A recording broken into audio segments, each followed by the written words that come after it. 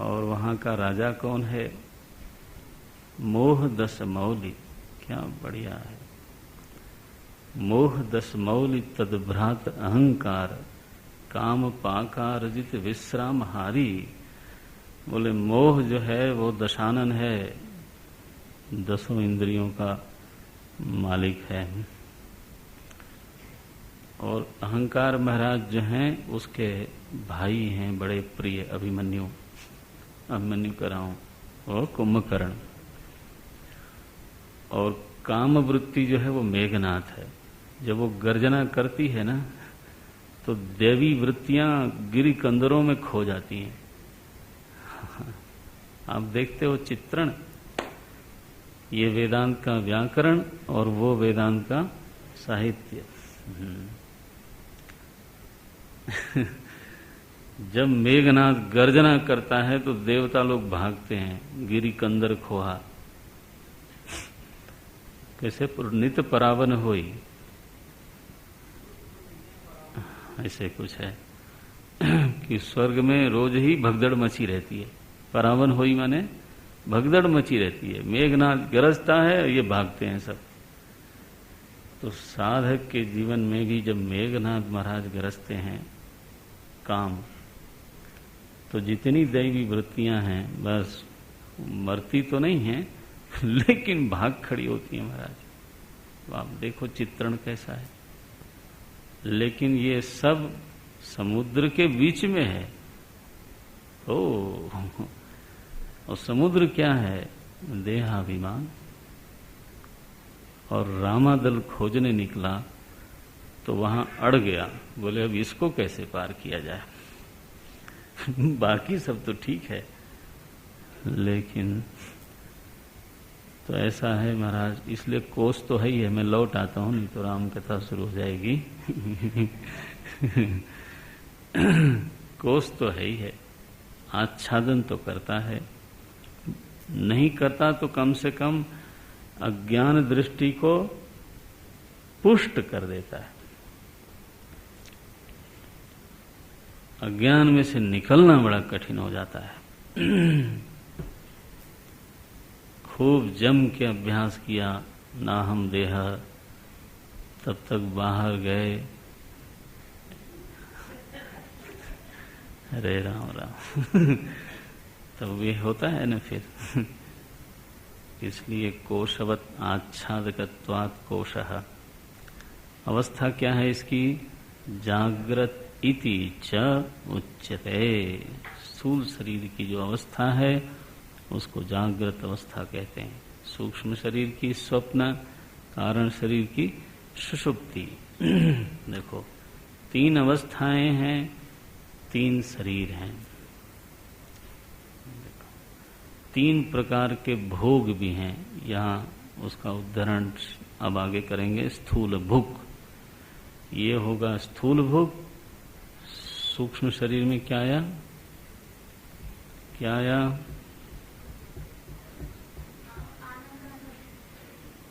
प्रविभुक्त भुक। क्यों भाई आप लोग क्या करते हो? अभी अभी तो पढ़ा। सूक्ष्म शरीर में प्रविविक्त भुक, ये होगा स्थूल भुक। और कारण शरीर वाला है आनंद भुक। तीनों का भोग भी अलग है महाराज। देखो कैसी सुंदर मीमांसा। अवस्था त्रय, शरीर त्रय, भोग त्रय। और उपहित का नाम भी फिर विश्व, तेजस और प्राज्ञ त्रय। ये आपके व्यक्तित्व का खुलासा है। एनाटॉमी बोलते हो कि क्या बोलते हो? कि एटोनॉमी बोलते हो? एनाटॉमी बोलते हो। एनाटॉमी है केवल शरीर का नहीं, पूरे व्यक्तित्व की ये है आपकी विवरण। अब देखिए आगे पढ़ते हैं। तदानीम एतौ विश्ववैश्वानरौ दिग्वातार्क वरुणाश्विभिः क्रमान्यन्त्रितेन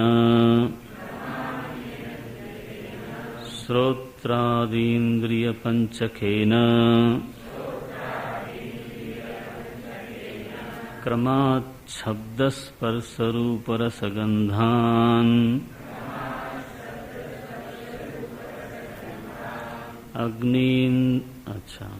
अग्नि इंद्र उपेन्द्र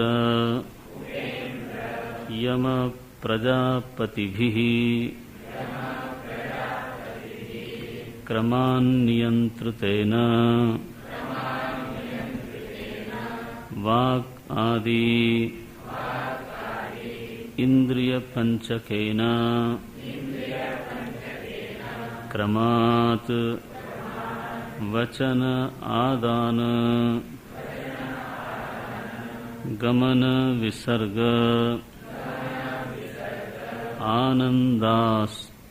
आनंदान चंद्र चतुर्मुख शंकर अच्युतैः क्रमान्नियन्त्रितेन मनोबुद्धि अहंकार चित्ताख्येन अंतः इंद्रिय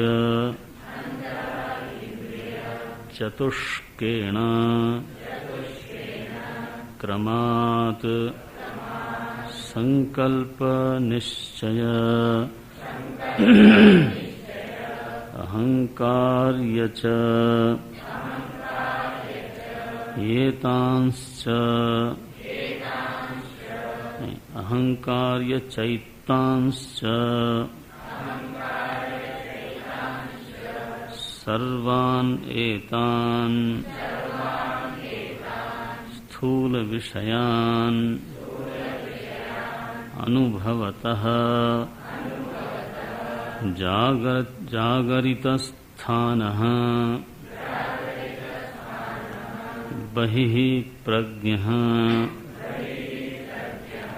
इत्यादि श्रुतेः अत्रापि अनयोः स्थूलव्यष्टिसमष्ट्योः तद उपहित विश्ववैश्वानरयोश्च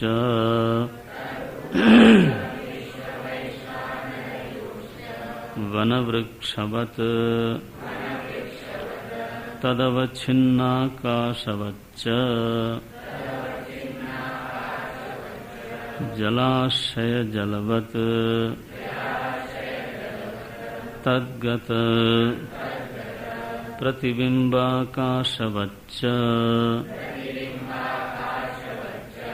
पूर्ववत् अभेदः एवं पंचीकृत पंचभूतेभ्यः स्थूल प्रपंच उत्पत्तिः तदानीमेतौ विश्ववैश्वानरो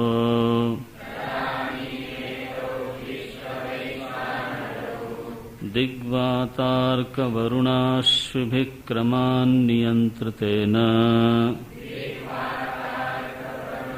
ॐ पूर्णमदः पूर्णमिदं पूर्णात् पूर्णमुदच्यते पूर्णस्य पूर्णमादाय पूर्णमेवावशिष्यते ॐ शान्ति शान्ति शान्ति हरि ओम श्री गुरुभ्यो नमः हरि ओम।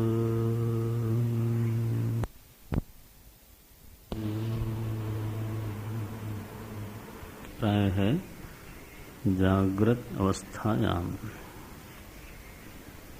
जब प्राज्ञ जागृत अवस्था में है तो उस समय वह विश्व भी है, तेजस भी है और प्राज्ञ भी है, क्योंकि शरीरत्रय का अभिमान उसके साथ लगा हुआ है।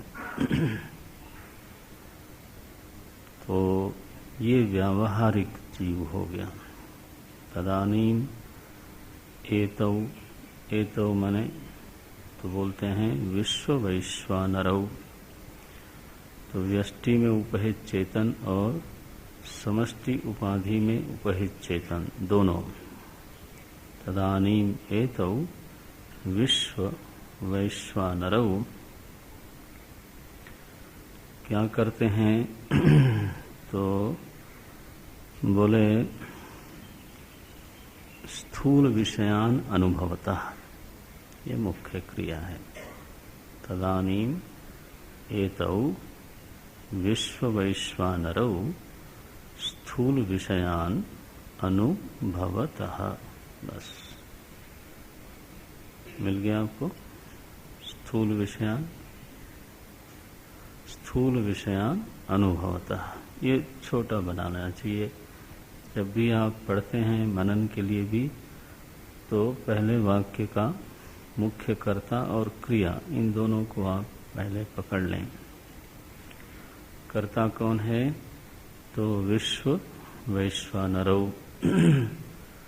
और क्रिया क्या कर रहा है तो बोले अनुभवतः। बस और छोटा हो गया। एतौ विश्व वैश्वानरौ अनुभवतः, ये दोनों विश्व और वैश्वानर ये दोनों अनुभव करते हैं। कब और किसका तो तदानीम जागृत अवस्थायाम, है ना। जागृत अवस्था में ये दोनों अनुभव करते हैं। किसका? स्थूल विषयान। बस ये वाक्य पूरा हो गया। तदानीम एतौ विश्व वैश्वानरौ स्थूल विषयान अनुभवतः। अब बड़ा प्रश्न आया, कथम अनुभवतः, किस रीति से वो अनुभव करते हैं, कैसे अनुभव करते हैं, अनुभव की प्रणाली क्या है। स्थूल विषय का अनुभव करते हैं, ठीक है। इस अनुभव की प्रणाली क्या है, तो बस इसका विस्तार बीच में किया गया। तो हमारा तो साधारण अनुभव तो है ही है कि मैं रूप का अनुभव नेत्र से करता हूँ, स्वाद का अनुभव रसना इंद्रिय से करता हूँ, शब्द का अनुभव श्रोत्र से करता हूँ। तो इसमें विशेष प्रणाली की कोई आवश्यकता दिखाई नहीं देती। ये तो सबका अनुभव सिद्ध ही है। लेकिन आचार्य थोड़ा उसका विस्तार करते हैं। श्रोत्रादीन्द्रिय पंचकेन क्रमात् शब्दस्पर्श रूप रसगंधान स्थूल विषयान अनुभवतः। तो ये हमारा अनुभव है।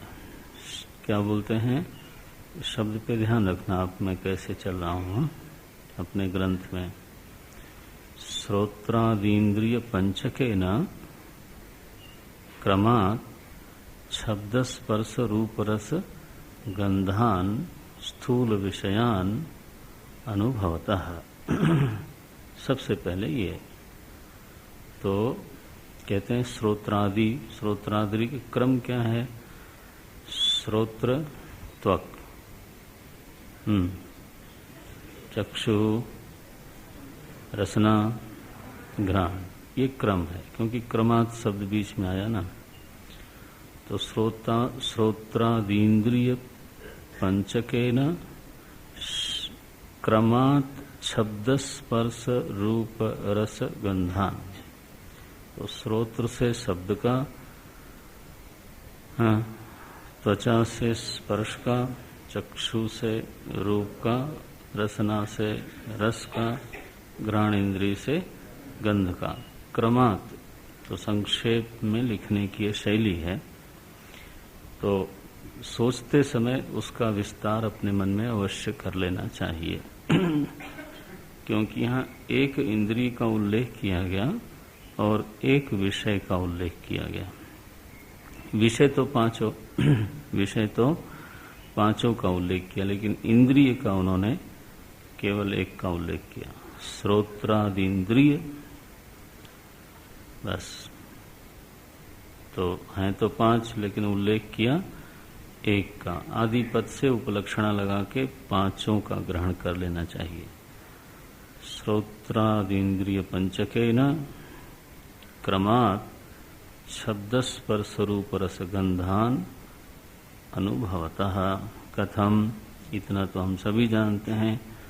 तो एक शब्द लिखा उन्होंने, दिग वात अर्क वरुण अश्विनी भी क्रमात् नियंत्रितेन। बस, तो ये इंद्रिय पंचकेन नियंत्रितेन इंद्रिय पंचकेन अनुभवतः। सावधान, केवल इंद्रिय पंचक नहीं बोला, कैसा बोलते हैं? नियंत्रितेन इंद्रिय पंचकेन विषयान अनुभवतः। नियंत्रित इंद्रियों के द्वारा ये दोनों स्थूल विषय का भोग करते हैं, अनुभव करते हैं। बढ़िया। किसके द्वारा नियंत्रित हैं? इंद्रियां किसके द्वारा नियंत्रित हैं? तो 5 देवताओं का उल्लेख किया है। बोले दिग देवता, इनका संबंध है श्रोत्र से। वात देवता, इनका संबंध है स्पर्श से। अर्क माने सूर्य, सूर्य देवता, इनका संबंध है चक्षु से। वरुण देवता, इनका संबंध है रसना से। और अश्विनी देव, इनका संबंध है घ्राण इंद्रिय से। तो अब 3 सत्ताएं हो गईं। एक तो नियंत्रित करने वाले देव, दूसरी ग्रहण करने वाली इंद्रियां, और तीसरी ग्रहण में आने वाली जो ग्राह्य वस्तु है वो है विषय। ऐसा तो साधारण भाषा में भी हम इसको समझते तो हैं थोड़ा बहुत, जहाँ तक ज्ञानेंद्रियों का प्रश्न है। क्योंकि कान में जो शब्द का प्रवेश होता है, तो शब्द तो बहिर्देश में मानो उत्पन्न किया गया, ये बात बहुत सही नहीं है। शब्द की असल में उत्पत्ति होती है मस्तिष्क में। ये भी एक विचित्र प्रणाली है, विज्ञान इसका पूर्ण समर्थन करता है। इससे भी ये बात समझ में आती है कि जो चीज जैसी दिखती है वैसी ही सच नहीं होती।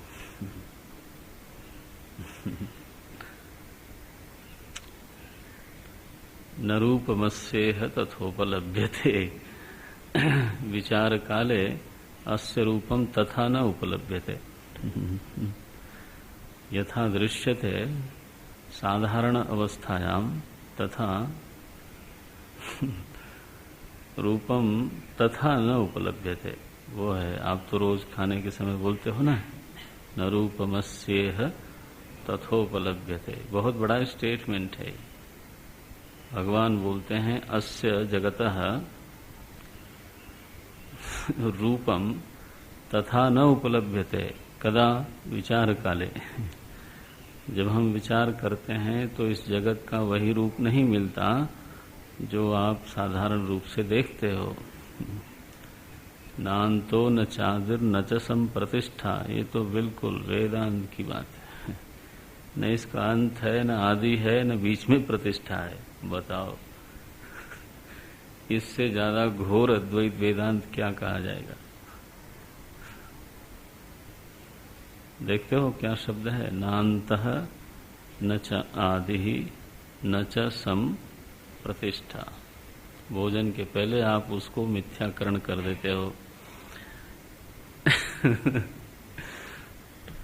ओम नारायण। तो शब्द की उत्पत्ति का ऐसा हाल है कि आपको लगता है कि मेरे मुंह से शब्द उत्पन्न हो रहा है, लेकिन असल में तो शब्द तो मुंह से उत्पन्न होता नहीं। हम तो निकलती हुई श्वास को कहीं न कहीं एक लय देते हैं। भिन्न भिन्न स्थानों में निकलती हुई श्वास पर आघात करते हैं।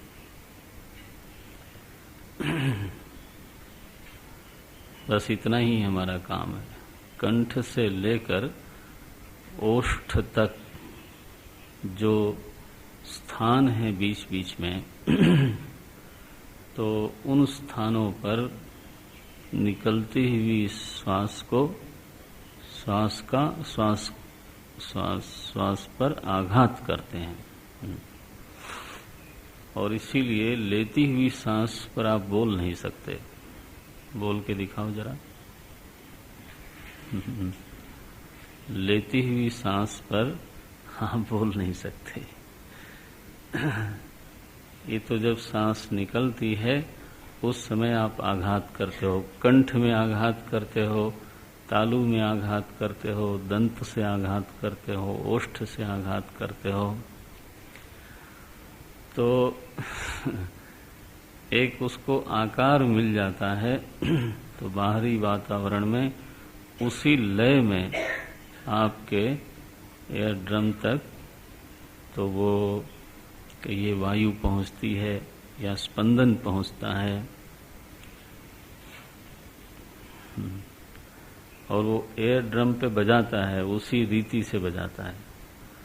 तो असल में शब्दोत्पत्ति जो है वो आपके कान में हुई, मुंह में नहीं हुई महाराज। ऐसा ही है। इसीलिए स्पंदन जहां तक पहुंचता है वहां तक ध्वनि पहुंचती है। ठीक है। कहते हैं कि एयर ड्रम पे भी सचमुच में ध्वनि उत्पन्न नहीं होती। वहां से वो इलेक्ट्रिकल एनर्जी जैसा कुछ हो करके तो सेंसरी नर्व से ब्रेन में जाती है and there you perceive the sound. ये बड़ी समस्या है। तो ध्वनि जो है वो एक दूसरे फॉर्म में यहाँ से जरूर प्रोड्यूस होती है, लेकिन जिस फॉर्म में आप उसको ग्रहण करते हो उस फॉर्म में मैं प्रोड्यूस नहीं करता हूँ। उस फॉर्म में तो आपका मस्तिष्क ही प्रोड्यूस करता है। ठीक है। मैं तो एक मोमेंटम देता हूँ, मैं तो एक स्पंदन को आरंभ करता हूँ और जितने वेग से आरंभ करूं उतनी दूर तक ध्वनि जाएगी। ठीक है ना। वहां खड़ा आदमी अगर मेरी बात नहीं सुनता है तो मैं क्या करता हूं? उसी बात को जोर से बोलता हूं। जोर से बोलने का क्या मतलब है? स्पंदन को थोड़ा मैंने वेग दिया जिससे कि वो स्पंदन उसके कर्ण रंध्र तक पहुंच जाए, एयर ड्रम पे जाके आघात करे। इसलिए आहत शब्द होता है। और एक शब्द आप सुनते रहते हैं, अनाहत। अब ये बड़ा मिस्टीरियस शब्द है अनाहत, कभी हम अलग चर्चा करेंगे। लेकिन ये शब्द तो आप सुनते हैं ना। कबीर तो लिखते हैं, शब्द अनाहत भोगी, है ना। अनहत नाद ऐसा शब्द सुनते होंगे आप। तो अनहत नहीं है, वो अनाहत शब्द है। जो शब्द बिना आघात के ही उत्पन्न हुआ और रहता है। तो आप कभी उस पर सोचिएगा। मैं तो अभी आहत शब्द की बात कर रहा हूं। जितने भी शब्द हमको सुनाई पड़ते हैं साधारणतः वो सब के सब आहत होते हैं। चोट ये लगी तो देखो आहत शब्दोत्पत्ति हो गई। तो उस आहत होने से क्या स्पंदन मिलता है, और उस स्पंदन में भी एक आकार होता है, एक खास शैली होती है। इसी सिद्धांत पर संभवतः टेलीफोन का निर्माण हुआ, क्योंकि टेलीफोन में शब्द तो आप भेज ही नहीं सकते। आप उसी स्पंदन को तो एक दूसरे तरह की एनर्जी में कन्वर्ट कर देते हो मशीन के जरिए, and it is taken by the satellite और वॉट एवर इट इज, और फिर वो आपके कान पे जाके स्पंदित होती है। इट गेट्स रिकन्वर्टेड इनटू स्पंदन, और फिर स्पंदन ध्वनि को पैदा करता है, दूरभाष। आप देखते हो। तो बहरहाल ये है शब्द ग्रहण की प्रक्रिया। इसको व्यस्त और ध्वस्त लोग सोचते हैं कि ऐसा सोचने की क्या जरूरत है, सुनाई तो पड़ता है, फिर क्या इस पर ज्यादा सोचना है। लेकिन आप समझते हो कि यह मीमांसा बहुत सारी चीजें खोल के रखती हैं। उसमें से यहाँ के प्रसंग के लायक एक बात यह है कि स्पंदन गति करता है और हमारे कर्णरंध्र तक उसको पहुंचना है। गति के लिए दिशा का होना अनिवार्य है। There can not be any movement without direction. केवल आकाश मात्र से गति नहीं होती।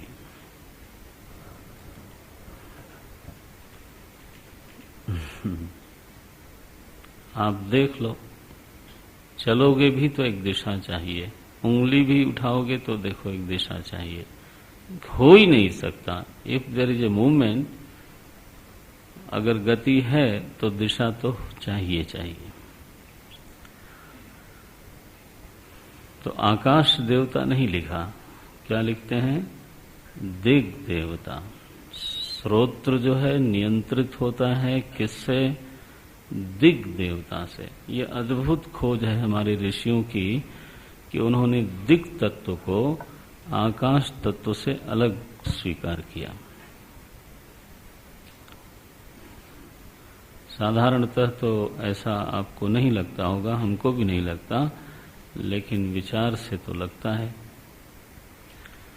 आकाश का व्यवहार है अवकाश देना, और दिशा का व्यवहार है गति को उपकृत करना, गति को फैसिलिटेट करना। देखते हो, दोनों का व्यवहार बदल गया। इसलिए न्याय दर्शन ने, कल मैं नवद्रव्यों की बात कर रहा था, तो पंचमहाभूत द्रव्य हैं, 5 तो यही हो गए, और छठा द्रव्य है दिक्, 7वां है काल, 8वां है मन, 9वां है आत्मा। माने आकाश के बाद छठा द्रव्य है दिक् तत्व। आप अपनी बुद्धि को जरा सूक्ष्म करके इसको ग्रहण करो, विजुलाइज करो। तो स्पंदन के बिना ध्वनि हमारे कर्णरंध्र तक पहुंच नहीं सकती, उत्पन्न ही नहीं हो सकती। इसलिए तो यह संबंध समझा जा सकता है। बोलते हैं दिग श्रोत्र शब्द। दिग देवता है, श्रोत्र इंद्रिय है। दिग देवता श्रोत्र इंद्रिय को नियंत्रित करते हैं, और नियंत्रित श्रोत्र इंद्रिय शब्द स्थूल शब्द को ग्रहण करती है। ये बना संबंध। दिग देवता से नियंत्रित श्रोत्र इंद्रिय के द्वारा हाँ, स्थूल शब्द का ग्रहण होता है। स्पर्श बिना वायु के हो नहीं सकता। देखो, तो स्पर्श का देवता वात, वात माने वायुदेव, और रूप का जो ग्रहण है वो बिना सूर्य नारायण के नहीं हो सकता। सूर्य नारायण प्रकाश के मूल स्रोत है।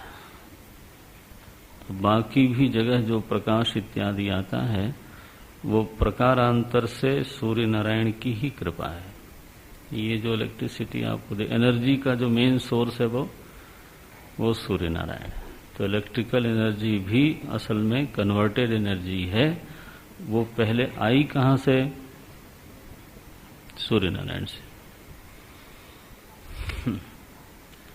इसलिए प्रकाश के बिना चक्षुर व्यापार हो नहीं सकता। नेत्र हो और सामने रूप रंग भी हो लेकिन प्रकाश न हो तो कुछ होता नहीं। ये भी एक अजीब कहानी है, विचित्र कहानी है कि ये पंचदशी में प्रक्रिया बिल्कुल स्पष्ट की गई है कि प्रकाश किसी रूप पर गिरता है और गिरते ही तदाकार हो जाता है। अब ये विज्ञान ने स्वीकार किया, लेकिन ये पंचदशी में पहले से बात कही गई कि प्रकाश किसी रूप पर गिरता है और तदाकार हो जाता है। तदाकार हो करके फिर वो हमारे परावर्तित होके हमारे इंद्रिय गोलक पे आता है, रेटिना पे आता है। गोलक से इंद्रिय ग्रहण करती है और इंद्रिय मन को देती है, और इस तरह से रूप का ग्रहण होता है। तो जैसे शब्द ग्रहण की प्रक्रिया साधारणतः जैसा हम समझते हैं वैसा नहीं है, उसी तरह से रूपक ग्रहण की प्रक्रिया भी जैसा हम प्रायः समझते हैं वैसा नहीं है। इस प्रक्रिया को अगर ठीक से समझा जाए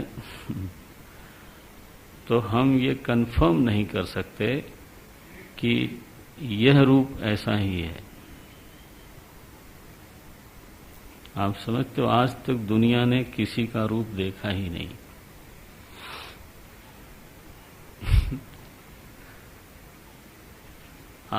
हमने जब भी देखा तो परावर्तित प्रकाश को देखा है। अब वो नियमानुसार परावर्तित प्रकाश कैसा हमारी आंख में आता है उसी पर हमको विश्वास करना है। हम और आप ये क्लेम नहीं कर सकते कि इस आदमी का रूप ऐसा ही है, या इस फूल का रंग या रूप ऐसा ही है। Just can not B. आप समझते हो?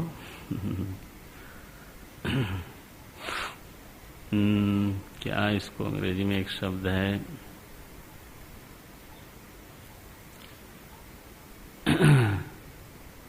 एक होता है कन्फर्मेशन और एक होता है नहीं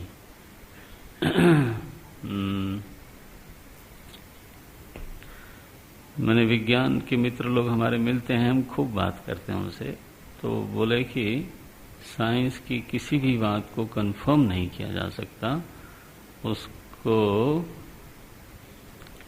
वेरिफिकेशन कर सकते हैं। Yes, this is the word I was searching. Verification हो सकता है, कंफर्मेशन नहीं हो सकता है। वेरिफिकेशन क्या है कि जैसा रूप तुम बता रहे हो वैसा मैं भी देख रहा हूं, और तीसरे ने भी कहा कि मैं भी वैसा ही देख रहा हूं, चौथे ने भी कहा कि मैं भी वैसा ही देख रहा हूं, तो वेरीफाई हो गया। That's all. बट ध्यान रखना कि चारों ने परावर्तित प्रकाश देखा है। I do not have any other process to get it confirmed. आपके 100 आदमी जो चीज देखते हैं इसलिए वो सही हो जाएगी? क्या ये नियम बनाया जा सकता है कि एक दृश्य को चूंकि 100 आदमी देखते हैं और 100 ने कहा कि ये ऐसा मैं देख रहा हूं, ऐसा मैं देख रहा हूं, ऐसा मैं देख रहा हूं, तो केवल 100, 200, 500 लोगों के देखने से कोई चीज सही हो जाएगी क्या? अगर ऐसा नियम बनाओगे तो सूर्य को गतिमान होना चाहिए, क्योंकि कितने लोग सूर्य को चलते हुए देखते हैं? सभी लोग। और पृथ्वी को चलते हुए कितने लोग देखते हैं? कोई नहीं। फिर आप क्यों उल्टा बोलते हो? लोकानुभव के विपरीत क्यों बोलते हो?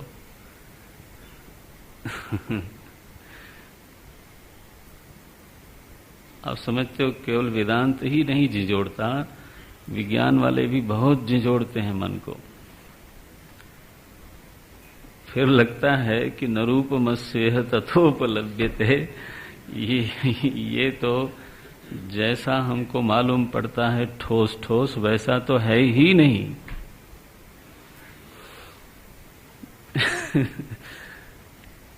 तो नेत्र का उपकारी प्रकाश देव हैं, ये बिल्कुल सही है।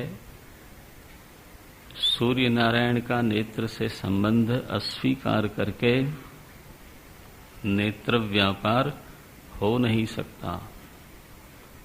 इसलिए देखो, दिग्देवता नियंत्रितेन श्रोत्रेन्द्रियेण शब्दम, या शब्दान भी बोल सकते हैं, शब्दान अनुभवता।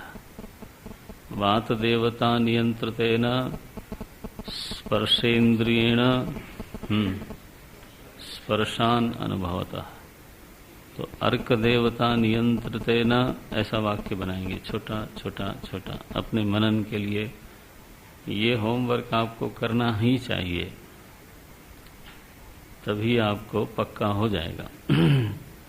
तो क्या बोलते हैं? अर्क देवता नियंत्रितेन चक्षुरिंद्रियेण रूपाणि अनुभवतः। ये रूपान मत बोल देना, है ना? थोड़ा व्याकरण का भी अभ्यास हो जाएगा। एनीवे, तो देखो, और रस के देवता हैं जल। वरुण जो है वो जल के अधिष्ठातृ देवता है। तो यहाँ देखो, रसनेन्द्रिय के नियामक देव हैं वरुण देवता।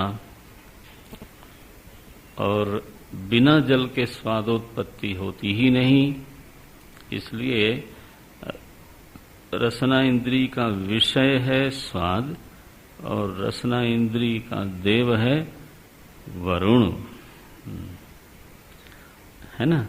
देव और विषय और बीच में इंद्रिय, इन तीनों को एक साथ रखना है। अब अश्विनी ये देव हुए दो। ये महाराज बहुत बड़े, एक तो धन्वंतरी भगवान हुए, डॉक्टर उन लोगों के, और इन लोगों को भी मालूम है कौन सी विद्या, अमृत संजीवनी जैसी कुछ, इसीलिए इनकी गर्दन काट दी गई थी। बाद में फिर से इनको जला दिया गया था। तो ये हाँ,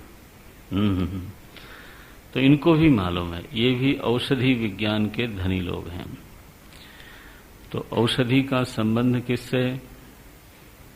पृथ्वी से। देखो, और पृथ्वी में गंध है, और घ्राण इंद्रिय गंध का ग्रहण करती है। तो देखो इस तरह से, और ये दोनों भाई जुड़वा हैं, दोनों साथ ही रहते हैं। तो ये तत्वबोध में प्रक्रिया पढ़ी होगी आपने, तो इसलिए अभी आसान है, दोहराया जा रहा है एक तरह से। तो अश्विनी देव जो हैं वो गंध को ग्रहण करने में घ्राणेन्द्रिय का उपकार करते हैं, क्योंकि गंध का वैविध्य विस्तार औषधियों के द्वारा ही होता है ना? केवल पृथ्वी माटी के ढेले से एक ही ध्वनि आएगी, एक ही तरह की सुगंध आएगी ना, लेकिन तो ये तो औषधियों का जो विस्तार है, औषधियों में जो वैचित्र्यता की उत्पत्ति होती है, वह गंध में जो वैचित्र की उत्पत्ति होती है वह औषधियों के कारण होती है।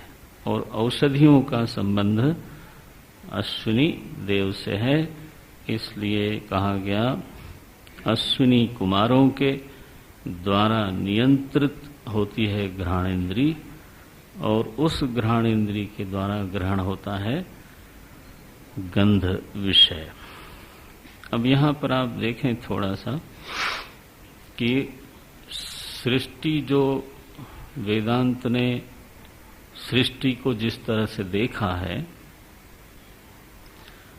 तो उसमें 3 विभाग हो जाते हैं, है ना।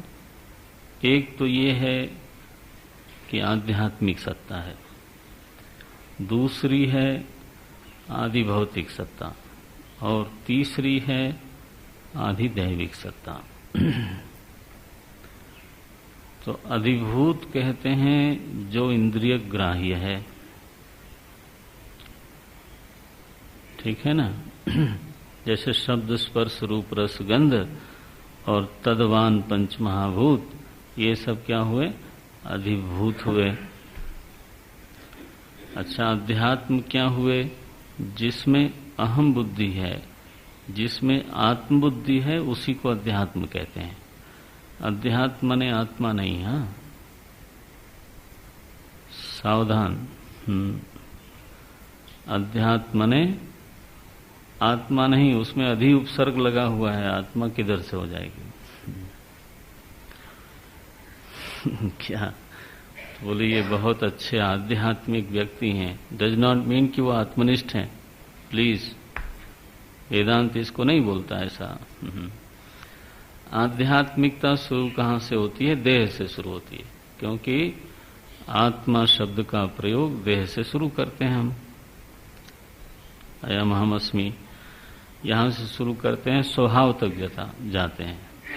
तो गीता में लिखा स्वभावोध्यात्म, हाँ, स्वभावोध्यात्म मुच्यते, स्वभाव को अध्यात्म कहते हैं। 8वें अध्याय में स्पष्टम।